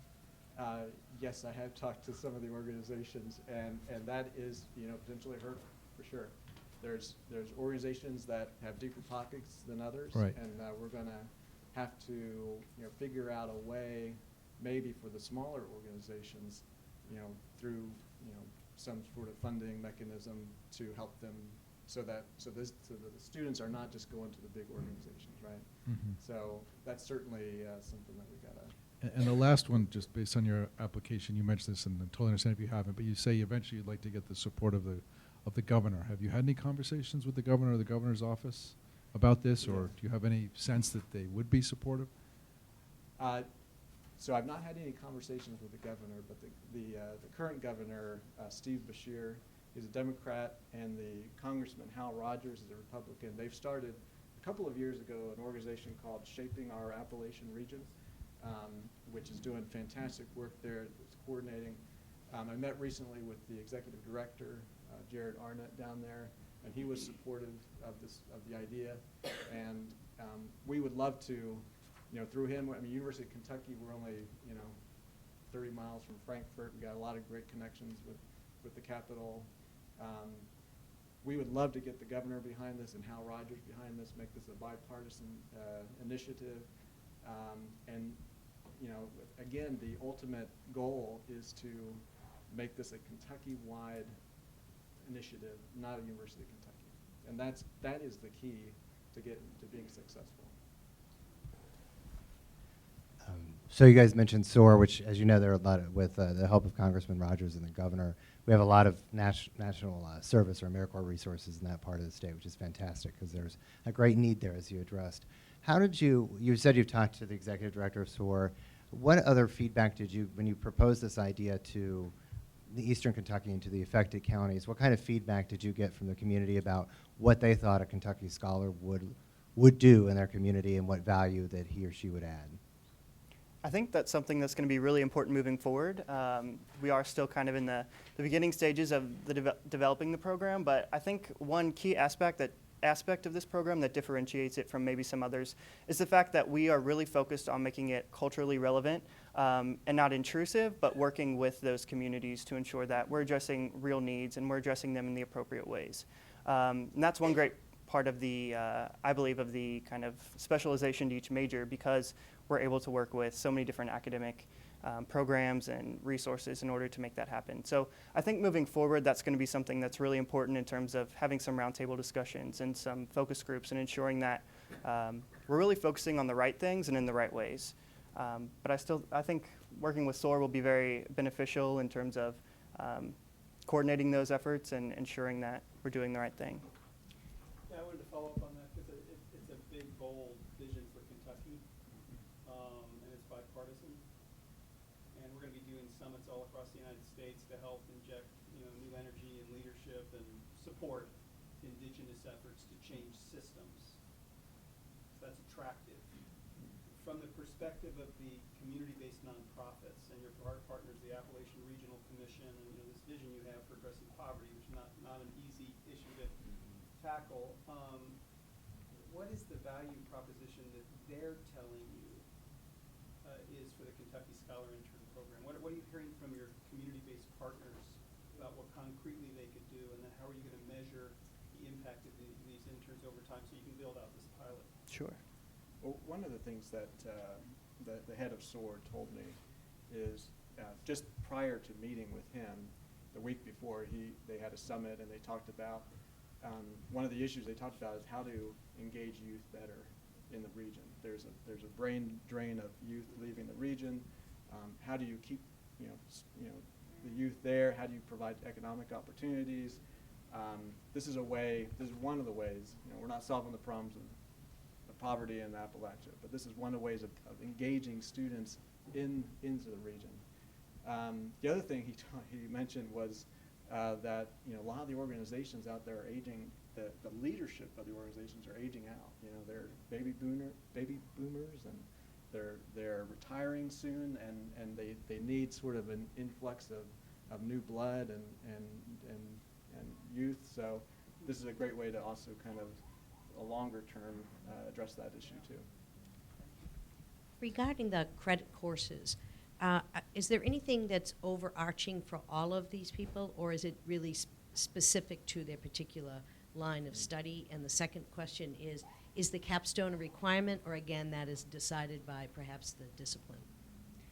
We're still looking at, to address your second issue, the capstone we're kind of looking at as whether it be required or just be part of their program. What was the first question again? Was whether each of the courses were specific to their, or are there anything overarching that brings them together? Yeah, so what we're thinking is having some kind of training session in the very beginning where you get all the students together before they leave, and then you do some diversity training, cultural training, that kind of thing. You build the camaraderie and the morale, and then you send them off. So you're kind of building a team that they can, a support structure that they can work with. In terms of the academics, because they could come from any academic field, there's not going to be any necessarily core courses that we'll go through. This is, as much as I like kind of cookie cutter, and I would love to like manufacture KSIs, it's not going to be that way, right? It's got to be very specific to the person who is a part of this program. We have to tailor it very specifically, and that's going to be a challenge for sure. But if if we're going to do a pilot program, and we're going to try to, with 5 students, we're going to try to, start working through those issues and seeing the things that come up in terms of, just getting credits for students so they can graduate on time and stuff. So. Just to follow up on that, given that you're going to start with 5, I really love the vision. You're trying to generate people who will care and stay in Kentucky and give back. Have you thought about focusing all 5 on one county so that they're not isolated and they actually have a team and they can share what they're learning? And even if they're in I like different disciplines, but one of my worries is if you have like one person off in this part of the state and one person off in that part of the state, another person off in this, they're going to be all by themselves and won't get the benefit of sort of that cohort experience. Sure. I think I think that would be really beneficial. I think it will largely depend on the government agencies and nonprofits that we are able to work with each year. But we do have built into the program certain days where scholars can come back to Lexington, come back to our campus, and meet with each other, share their experiences, and kind of see where they're at in their internships, the positives, maybe the really challenging parts, and again, building that camaraderie and making sure that they are supporting each other. So I think that will be very beneficial in terms of building that team and ensuring that they feel supported. Obviously, they will have the support of their faculty member at home as well at any time if they need that support, and members of the KSI kind of facilitators, if you will. So this feels like a work in progress. Mm-hmm. I want to get a sense from you of timing. When do you think this program will solidify? Will you go forward regardless of what happens today? And if you win, how does this money help? So if we win, we will start with 5 students in January of 2016. So we are committed to doing that. There's lots of stuff that goes between now and then. I think the students, you have to recruit among the students, and my talks with the students, and it's been informal, individually and in groups, but people are interested, and they're interested in, two reasons. One's the higher, and one's more baser, but the higher one is they want to do good work. They want to be involved in their communities. And, I've started the CMP program here, and we just got started, and, I got great emails from students, unsolicited, saying, this is exactly what I want to do. This provides me a path to what I've been looking for. And so that's been really neat. And I think that same kind of spirit of service is going to sink into this program as well. So got to get the students, got to get the organizations. There's a ton of organizations out there. I mean, I've got a list of, 30 organizations working out there. We don't want to start a new structure or anything. There's plenty of initiatives and networks and organizations out there that we want to tap into and plug our students into. So from the organization I've talked to, they're interested. The money part might be a problem, even among the city and county governments, because they've been hit, also from the decline in coal and decline in revenues. So we got to figure out that part of it. The award from here would help us with that first year. Great. Thank you so much. Jacob and Todd, thank you so much for a great presentation. This next one's the last one. Yeah. And Harris wants to say 3 words at the end. Yeah, good. So thank you very much. We're on to our final presentation in the public section. It is the University of Massachusetts Dartmouth, their Community Health Worker Advocate, Navigate, Educate program. And it's Matthew Roy, Assistant Vice Chancellor for Civic Engagement, and Caitlin Stover, Chairperson and Professor of Community Nursing. Welcome. Thank you. Thank you very much. Very excited to be here today. We'd like to start on a different tack and maybe ask Mackenzie to hold the clock, and I think you'll understand why in a second. So just about this time 2 years ago, a couple of bombs went off at the Boston Marathon. And so the mayor of Boston and our chancellor have asked wherever we were today if we would stop and take a moment in remembrance of the victims of that tragedy. So I'd ask you to join me in that right now.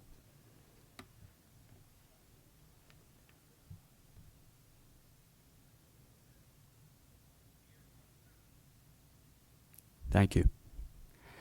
Okay, now taking a very different tact. We're going to talk about our service year, which we entitled Community Health Workers Advocate, Navigate, Educate. What I'm going to do is I'm going to discuss the context, the community in which we live, and then Caitlin's going to talk about our program. So when you think of Massachusetts, unlike thinking about basketball or horses or things of that nature like our previous presenters, you think of a state that leads the nation in terms of education. You think of academic institutions like Harvard and MIT that help to lead the nation in terms of the knowledge economy. Well, when you think of our little region in Massachusetts, what we call the South Coast, the reality is very different. We're talking about a situation in the South Coast where there are 3 dominant, pervasive, and long-lasting problems. Those are low levels of educational attainment, high unemployment rates, and also huge health care disparities. So, it's not the Harvards and the MITs. We have a community that has a great need. We see a situation where we have abandoned housing, lost industry, and polluted regions, shorelines and other areas. This is predominant because of educational attainment rates, which are far below the rest of the state. So we see our high school graduation rates where 32% of our population aged 25 or older do not have a high school diploma. where 17% of that same population have not achieved a 9th grade education. Only 20% of the folks in our region have a bachelor's degree. So it's a very different reality from the rest of the state. The U.S. Government says that the poverty threshold for a family of 4 is just about $24,000.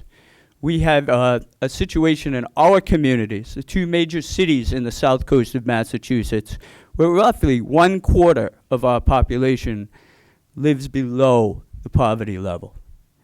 Even worse, almost 35% of our children are living in poverty. This situation is such that the unemployment rate in our region is double that of the state. So the state of Massachusetts unemployment rate is 5.5% in the last statistics, and ours is 10.7%. Healthcare disparities that exist because of these previous statistics that I mentioned are where we have the lowest breastfeeding rate in the state, where we have the lowest birth weights of babies born in the state, where we have the highest rate of pregnant women who are smoking, and where we have the highest rate of HIV in our state. This is the context in which we live. The program that we're about to present is one piece of the solution.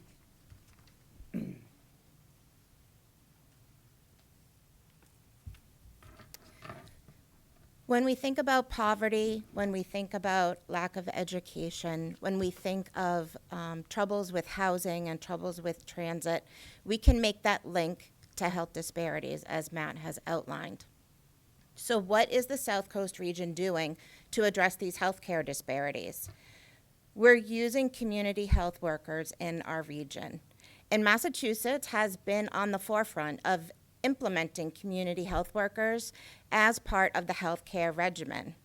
And the South Coast in particular, with the community partner that I've partnered up with, the South Coast Community Health Worker Collaborative, is spearheading through the advocacy, the role definement, and really working on incorporating community health workers as a vital, significant portion of the healthcare trajectory in our region.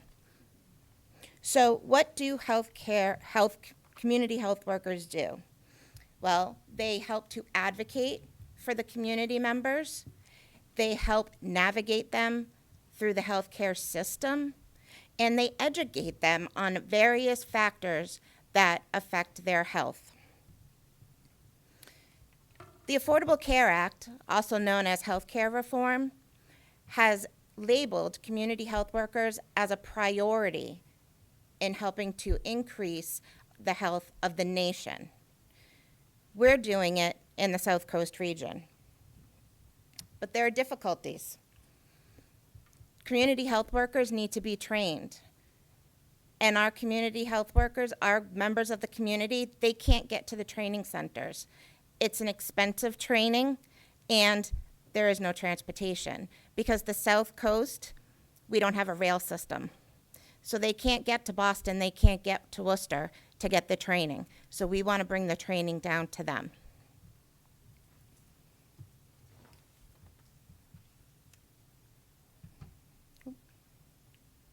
Missing a slide. So what we propose is we are going to connect with our community, our College Now program at the University of Massachusetts, Dartmouth. College Now is an alternative admissions program for our economically and diverse freshman students. They have a 5-year program of study. As you can see here, these are pictures of our current nursing students. They are enrolled in the College Now program. We are going to recruit those College Now students that are interested in becoming nurses. And we are going to train them as community health workers and embed them back in their community to provide the necessary services. Why are we focusing on the College Now program? Because the research tells us that when the community health worker looks like you, talks like you, has the same cultural values as you, there's a significant increase in your health outcomes. So what does our program look like? Here's the outline. In fall of 2016, we will start with a 24-hour training on how to become a community health worker. This is where they will learn their core competencies. And then we will put them right into the community to perform their service. Therefore, the service begins, and you can see that at the end of this service year, they will have conducted over 1,000 hours of service in their community in the capacity of a community health worker. In the meantime, they are meeting their prerequisites for the nursing program. They are learning skills that will not only contribute to their work as a nurse, but also as a leader in their community.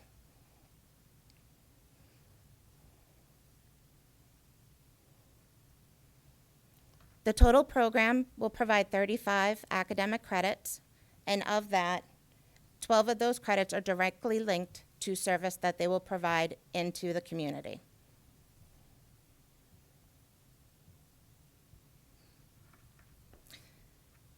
We've done our work. We've partnered in the community. We have projects ready to open. We have students that the College of Nursing have committed to accept. We are committed to accept at least 10 College Now students every academic year.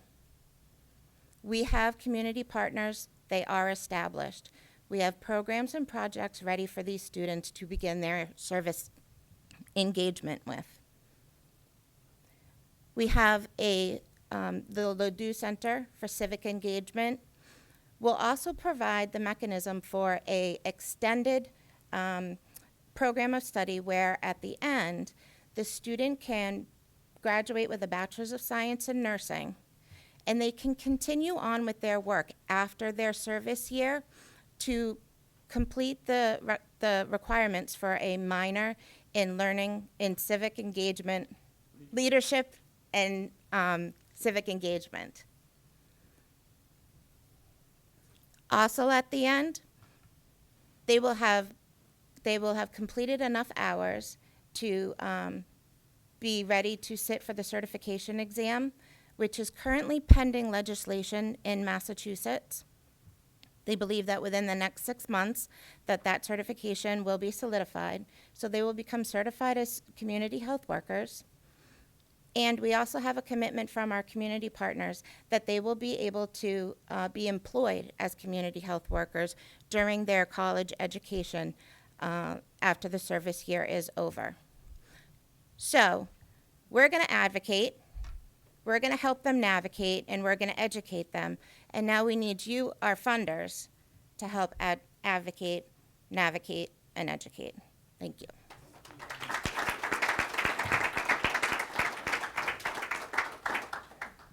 Questions? Is this working? Yeah.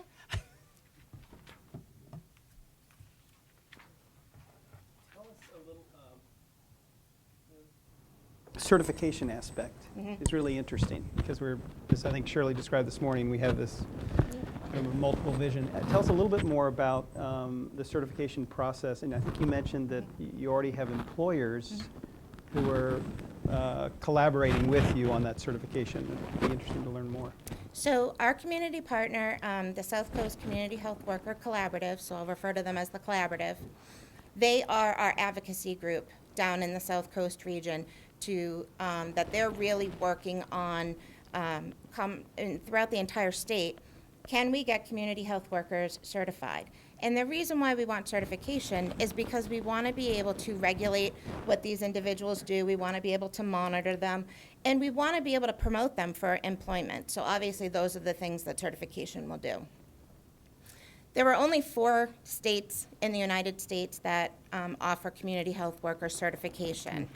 However, We are next in the queue, and I know we are because we've already passed the very difficult parts of the early legislation. And now it's just kind of in that tidying up phase and kind of figuring out what the requirements are going to be. And we all know we don't know how long that's going to take, but I have been assured that they do foresee that within the next 6 to 8 months that there will be, the requirements for certification will be established. And they are very confident that they will mirror what the other states have, and it's a minimum of 1,000 hours. So that was one of the reasons why we really strive to get these students out there into 1,000 hours. So we can't necessarily say right now that there's a certification exam available because there is not, but it is in the works, and I've seen the draft of it. You know, the question of employability also lends itself to the question of scale. So the reason why we've started at 5, like some of our predecessors who gave their presentations, is because we think that we can do a good job with 5. We also know that 5 successfully that graduate from this program will then be employed. Interested in understanding the financial model, because you know, obviously you're looking for this prize to be able to launch you. Is this sustainable without our, you know, this kind of a grant? I guess I can handle that question. So we think that we need the seed funding in order to launch. However, there is other opportunities for funding. So the College of Nursing annually has about $50,000 that they receive for funding throughout the college to fund programs like this and other programs. We've also had our advancement office already doing extensive work in terms of trying to identify foundations throughout the state and the country that would fund this type of program. And then lastly, we have a commitment from the benefactors of the Ladue Center for Civic Engagement, which I direct, to match any funds that we bring home today. So if we win the competition, we would at least be able to extend this to year 2. Can you tell us a little bit about the service that they're going to do in the community for those 1,000 hours? What kind of work is that? So immediately, the community partners, we're very excited because Massachusetts has a statewide grant called Mass in Motion, and we specifically have a chapter down in the Fall River region, Fall River Mass in Motion, and it focuses on nutrition and exercise and any sort of health program related to that type of wellness. So right away, we have student opportunities to conduct yoga classes. They can do healthy eating, nutrition, seminars. We also have, they just launched a farmer's market. They're looking to do a lot more promotion of real food eating. And so the community partner has asked if I had any students to help man the farmer's market. There's work in the playgrounds to help clean up the playgrounds to allow the children more opportunity for safe play. So those are just one of the things. But there are, within the collaborative, there are over 100 organizations that belong to that collaborative, and each one of those organizations has a mission. So based on the student's interest and what type of nurse perhaps they want to be, we would link them to a service that provides a project that's going to help them in their long term as their career. So other opportunities are working on diabetes grants. We have a diabetes grant looking at the outcomes for diabetes. We have a lot of work that we're doing on health literacy. So the projects are there ready to go. As the community health faculty, I place my graduate students, so I never have enough students to place for the project, so those just kind of fall into the next queue, so they're there. You know, and I would also add to that response. So we developed this model partly because Caitlin's a nursing professor and I direct the Center for Civic Engagement, based on nurses being the first in the queue. However, we've since gone through the curriculum for our Portuguese majors, our Spanish majors, and our sociology majors, and worked it out such that they could also become community health workers. You'll find that in the addendums to what you have there in our proposal. So it could be translation in the schools or in the healthcare facilities, things like that.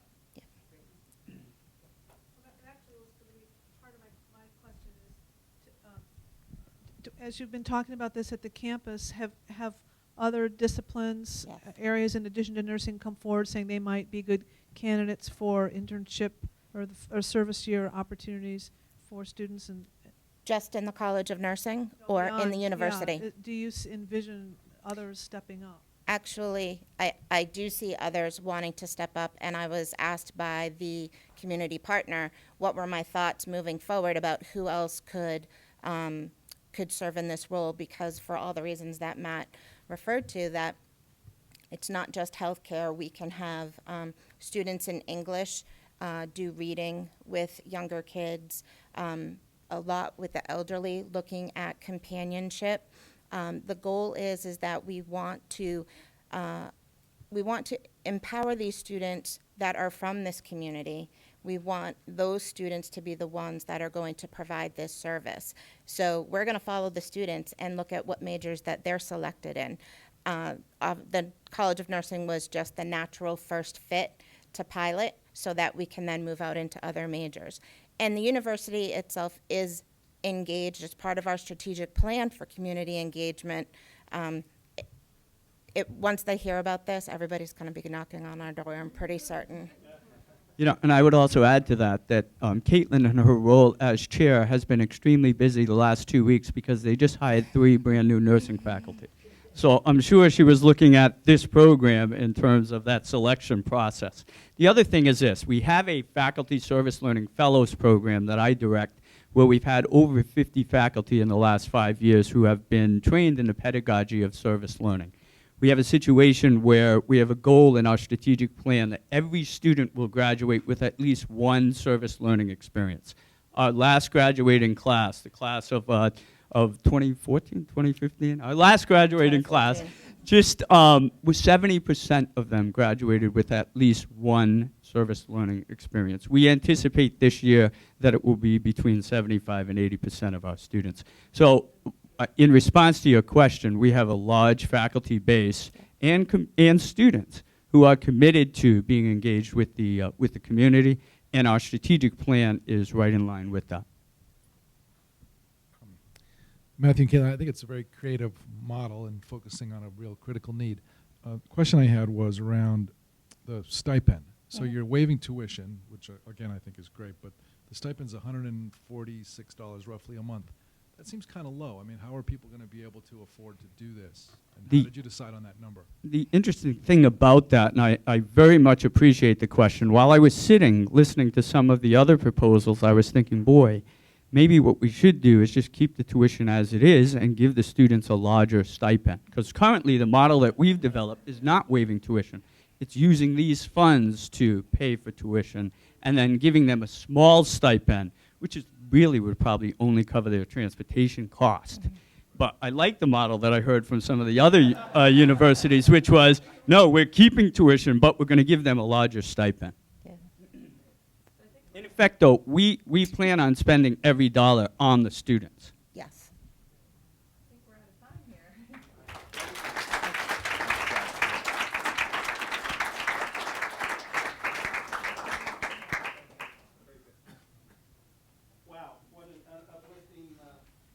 Out of 9 stunning presentations. Thank you all so much for hanging in there with us as well.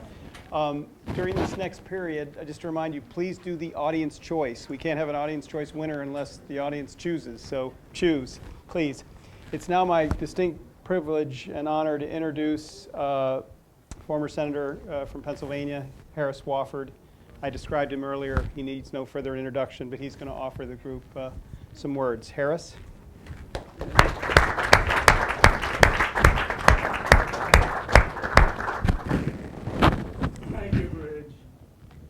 Thank all of you for this day. It's a wonderful day. And the book. I've been reading at this big book because, among other weaknesses, I am having hard of hearing. But this book is going to last. You put a lot of work into what came out of this this document.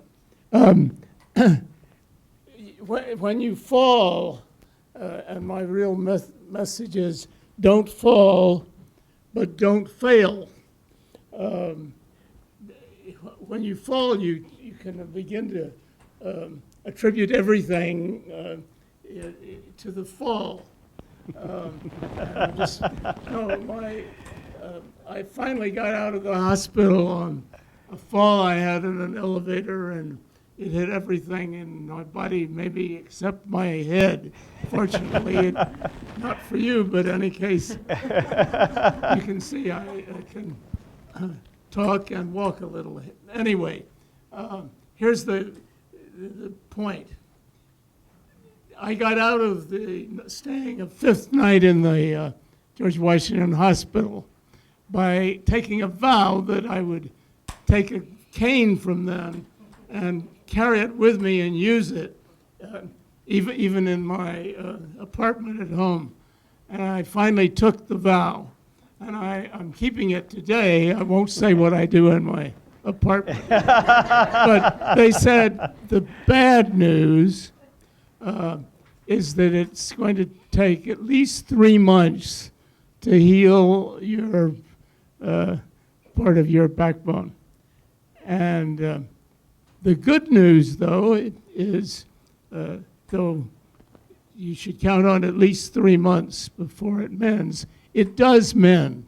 So I thought, here you started with the big idea that all young people would have the opportunity for a service year. And we call it a big idea. Well, it is a big idea. And I know I'm teased as being a quantum leaper. You put me down anywhere. I want it to be bigger, bolder, faster. Right. So I'm tremendously impressed with the care you've put in and the imagination you've put in it.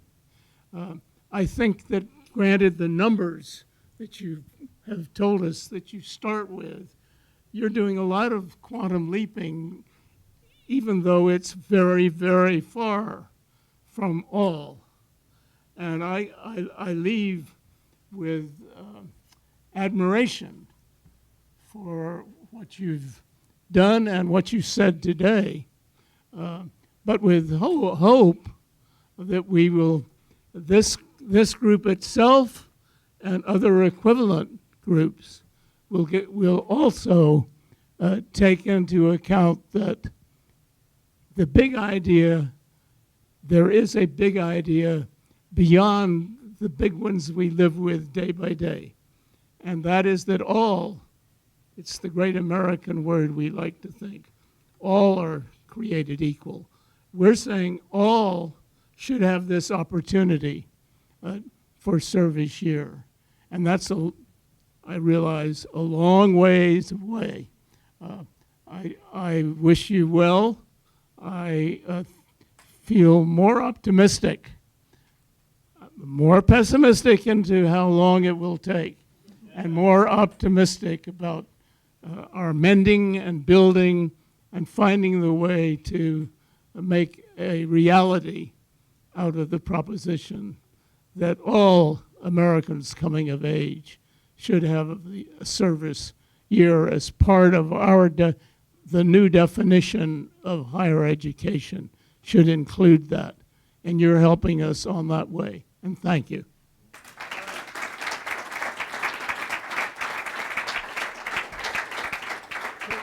Thank John and Alan and Mackenzie and Shirley and the team that put this together. But the real team that we have out of today is all of you. Whoever gets the cash. Whoever gets the cash.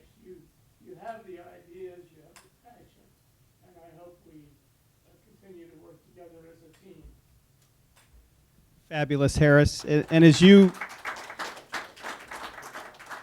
we are blessed to have you here and urge you to continue to heal, because you've done so much to heal our nation for so many years.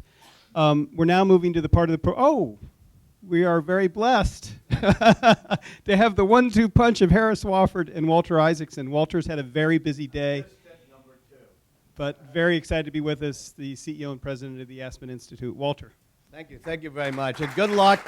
Man, Maureen, all sorts of judges. Alan, hey, I know some of these judges. I can slip me some money, y'all got it. This is really important, and I just did come back as invoking Bridges' name many times from what is a new institution in the Senate, which is a bipartisan monthly lunch hosted by Senator McConnell and Senator Durbin. And we talked about the Franklin Project. Joe Manchin, as you know, wants to be he's so gung-ho, he wants it to be a 2-year service year commitment. I said, man, fine, but let's start with a year. We talked about making it bipartisan. But, you know, those of you, just by entering this whole process, but certainly those of you who go further on it, will be in the vanguard of what I think is an important national movement. It's a movement about being part of something larger than yourselves.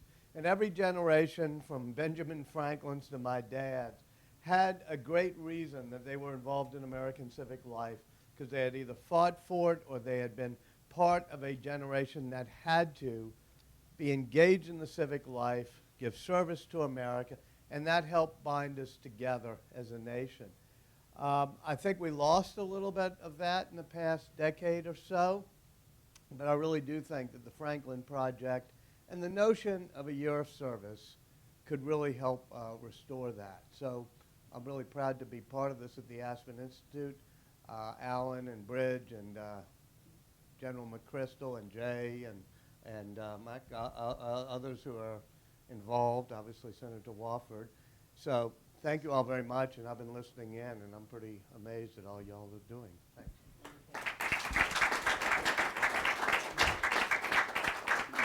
The magic of Walter Isaacson. I recommend if you want to move anything in America, do it through the Aspen Institute.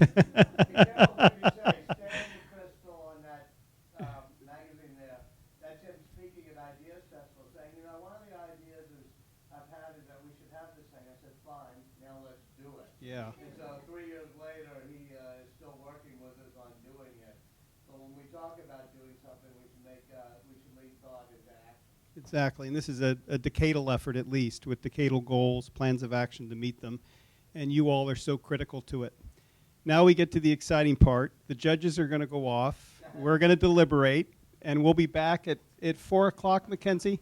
4 o'clock, 4 o'clock sharp. Please all stay with us, and remember to do the audience voting, because that's a big part of the announcement as well. We'll give the presentations at approximately 4 o'clock, and then we'll follow with a little wine and cheese reception. So thank you so much.